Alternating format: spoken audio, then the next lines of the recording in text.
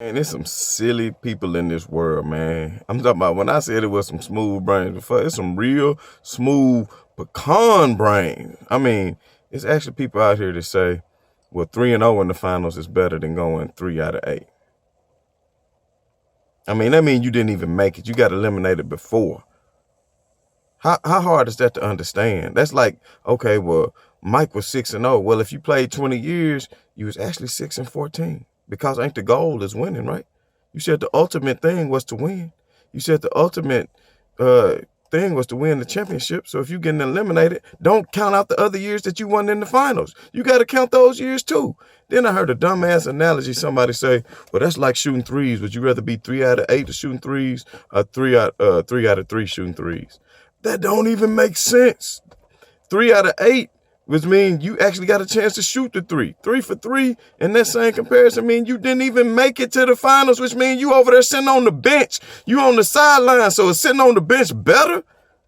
Y'all got a loser type mentality. See, that's what's wrong with haters. A lot of people just hate.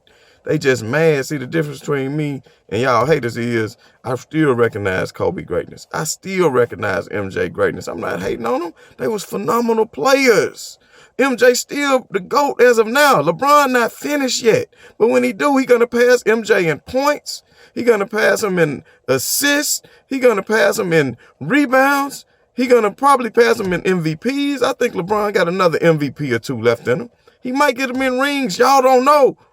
Speaking of which, y'all just act like the Cavs season over. Oh, look at him. Look at Kyrie. Look how good Kyrie doing. Look at Boston. Y'all so happy, man. Y'all some haters. Y'all so happy to pray for the next man downfall. Pray and pray for my downfall. Why y'all praying for the next man downfall? I hope Kyrie do great. But guess what? Kyrie missed the game the other night. Did Boston still beat Toronto? I think they did. That's called a system. Popovich got a system in place. No matter, keep plugging people in, although he had great players. But when you got a good system, then you're going to win some games. But when it come down to playoff time and then to get down to eight men deep instead of 10, 12 men deep, then what's going to happen? When that rotation shrink up, then what's going to happen? When that will to win sink in, what's going to happen? We going to see. I want y'all to holler at me around June when LeBron be in his, 7th, 8th in a row. Then holler at me then. And don't just automatically think he gonna lose. I mean, just be for real. If Kyle Korver would have stepped up in last year's finals, if Kevin Love would have stepped up, if they would have made some of them all them wide open threes, LeBron was passing them, it would have been tied 2-2 going back to Golden State. It wouldn't have been 3-1. You saw what the Cavs was capable of doing in Game 4. So don't get it twisted.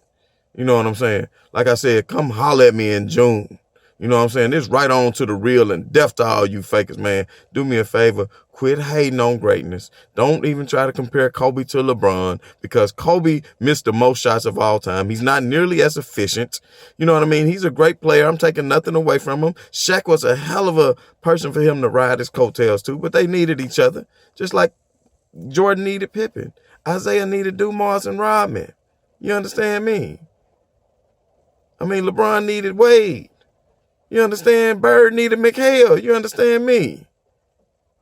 I mean, come on now. Any great team is nobody wins a ring by themselves. That's why it's dumb to say, oh, well, he didn't get these rings, so that take away he's not as great. Man, just like Tom Brady. If Tom Brady team, when they got the interception at the end of Seattle a couple of years ago, then he would have lost that ball. So does that make Tom Brady any less great?